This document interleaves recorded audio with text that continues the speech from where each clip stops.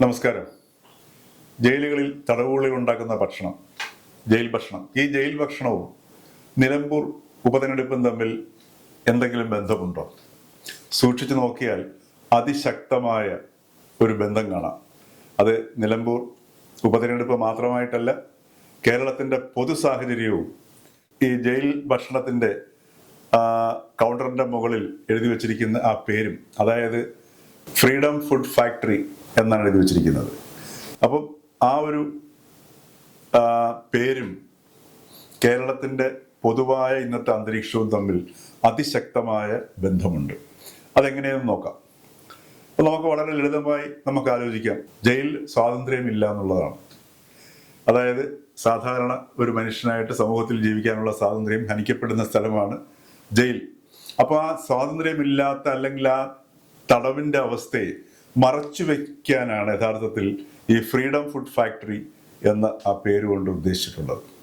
അതിന് നേർവിപരീതമായ ഒരു പേര്, അതായത് തടവിന് വിപരീത വാക്കായ സ്വാതന്ത്ര്യം എടുത്തു പ്രയോഗിച്ചിരിക്കുന്നു. അതായത് നേർവിപരീതമായതിനെ മറച്ചു വയ്ക്കുന്നതിന് വേണ്ടി ആണ് ഇവിടെ സ്വാതന്ത്ര്യം എന്നുള്ള പ്രയോഗം നടത്തിയിരിക്കുന്നത്. എന്ന് പറഞ്ഞതുപോലെ നിലമ്പൂർ നിയമസഭാ ഉപതെരഞ്ഞെടുപ്പിലേക്ക് ഒന്ന് നോക്കുക, അതിൻ്റെ പ്രചാരണ രംഗത്തേക്ക് നോക്കുക. അവിടെ ഉയർന്നു കേൾക്കുന്ന വാക്കുകൾ മതേതരത്വം, മതനിരപേക്ഷത, ജനാധിപത്യം, രാഷ്ട്രീയം, പുരോഗമനം തുടങ്ങിയിട്ടുള്ള അതിപുരോഗമനമായ വാക്കുകളാണ്. ഒരു സംശയം വേണ്ട, ഇതൊക്കെ നല്ല വാക്കുകൾ തന്നെയാണ്.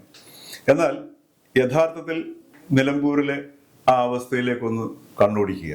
അവിടെ കാണുന്നത് ഇതിന് നേർവിപരീതമായിട്ടുള്ള, മതനിരപേക്ഷതയ്ക്ക് നേർവിപരീതമായിട്ടുള്ള മതപ്രീണനങ്ങൾ, അതേപോലെ വർഗീയത, മതത്തിനുള്ളിൽ തന്നെ തീവ്രവാദ സ്വഭാവമുള്ളവരെ തീവ്രവാദ സ്വഭാവം ഇല്ലാത്തവരായി കൂടെ ചേർത്ത് നിർത്തുക, ഇങ്ങനെയുള്ള എന്തെല്ലാം പ്രക്രിയകൾ പരസ്യമായി പറഞ്ഞുകൊണ്ട് നടത്താൻ പറ്റാത്തതുണ്ടോ അതെല്ലാം ഇന്നിപ്പോൾ നിലമ്പൂർ നിയമസഭാ ഉപതെരഞ്ഞെടുപ്പ് പ്രചാരണ വേളയിൽ ആ രംഗത്ത് കാണാൻ കഴിയും.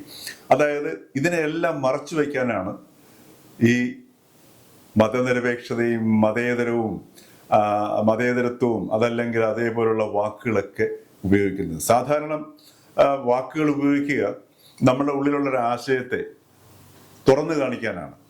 പക്ഷെ എന്നാൽ കേരളത്തിൽ ഇത്തരത്തിലുള്ള നല്ല വാക്കുകൾ, ഉദാത്തമായ വാക്കുകൾ, പുരോഗമനം എന്ന് പ്രത്യക്ഷത്തിൽ തോന്നുന്ന വാക്കുകളെല്ലാം അതിന് നേർവിപരീതമായ അവസ്ഥയെ മറച്ചു വയ്ക്കുന്നതിന് വേണ്ടിയാണ് ഉപയോഗിക്കുന്നത്.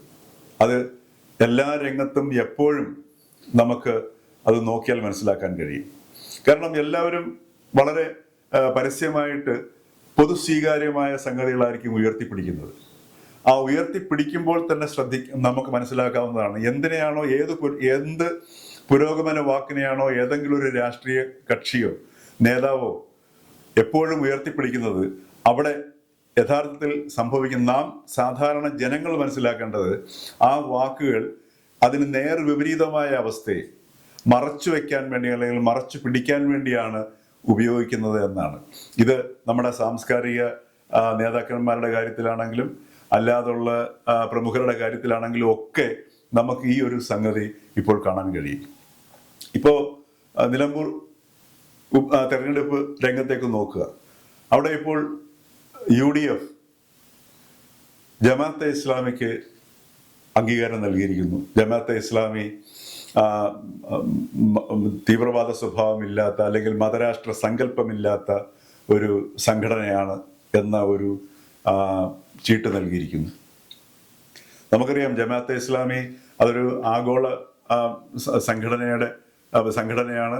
അതിപ്പോൾ ബംഗ്ലാദേശിൽ നടത്തിക്കൊണ്ടിരിക്കുന്ന സംഗതികൾ നമ്മുടെ മുമ്പിൽ കാണുന്നുണ്ട്. അതേപോലെ പ്രത്യേകിച്ച് നമ്മൾ എടുത്തു പറയേണ്ട ആവശ്യമില്ല. ജമാഅത്തെ ഇസ്ലാമിയുടെ അജണ്ട എങ്ങനെയാണ്, കേരളത്തിൽ എങ്ങനെയാണ് ജമാഅത്തെ ഇസ്ലാമി അവരുടെ സ്വാധീനം അനുദിനം വർദ്ധിപ്പിക്കുന്നത്, എങ്ങനെയാണ് ജമാഅത്തെ ഇസ്ലാമി വളരെ പ്രത്യക്ഷത്തിൽ മതേതരം എന്ന് തോന്നുന്ന സന്ദർഭങ്ങളിലൂടെ അവരുടെ ആശയങ്ങളെ കടത്തിവിട്ട് സ്വാധീനം ചെലുത്തുന്നതെന്നും ഒക്കെ നമുക്കറിയാവുന്ന കാര്യങ്ങളാണ്. അതേപോലെ തന്നെ ഇടതുപക്ഷം, ഇപ്പോൾ ഇടതുപക്ഷ നേതാക്കളും അവിടുത്തെ സ്ഥാനാർത്ഥിയൊക്കെ പറയുന്നു PDP പീഡിപ്പിക്കപ്പെട്ട പാർട്ടി എന്നുള്ള നിലയിലാണ് PDP അവതരിപ്പിക്കുന്നത്.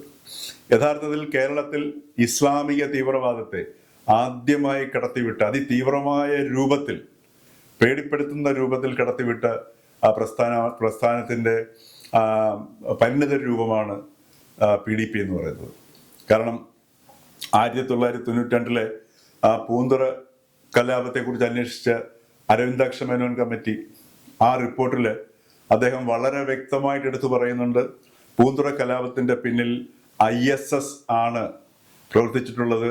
ഇത് മുളയിലെ നുള്ളിക്കളഞ്ഞില്ലെങ്കിൽ കേരളത്തിന് വലിയ വില കൊടുക്കേണ്ടി വരും. ആ വില പല സന്ദർഭങ്ങളിലും നമ്മൾ കൊടുത്തുകൊണ്ടിരിക്കുന്നു.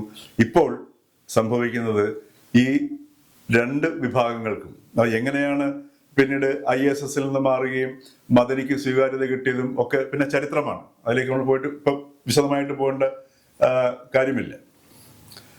അപ്പൊ ഈ ഒരു സാഹചര്യത്തിൽ നമ്മൾ ഇത്തരത്തിലുള്ള സകല വൃത്തികേടുകളെയും, അതല്ലെങ്കിൽ ഇത് പരസ്യമായി ഇത് അംഗീകരിക്കുന്നത് ശരിയല്ല, പരസ്യമായി അംഗീകരിക്കുന്നത് മോശമാണ് എന്ന ഉത്തമ ബോധ്യമുള്ളത് കൊണ്ടാണ് ഈ നേതാക്കളും പ്രസ്ഥാനങ്ങളും എപ്പോഴും ഈ വാക്കുകൾ ആവർത്തിച്ച് ഉച്ചരിച്ചുകൊണ്ടിരിക്കുന്നത്.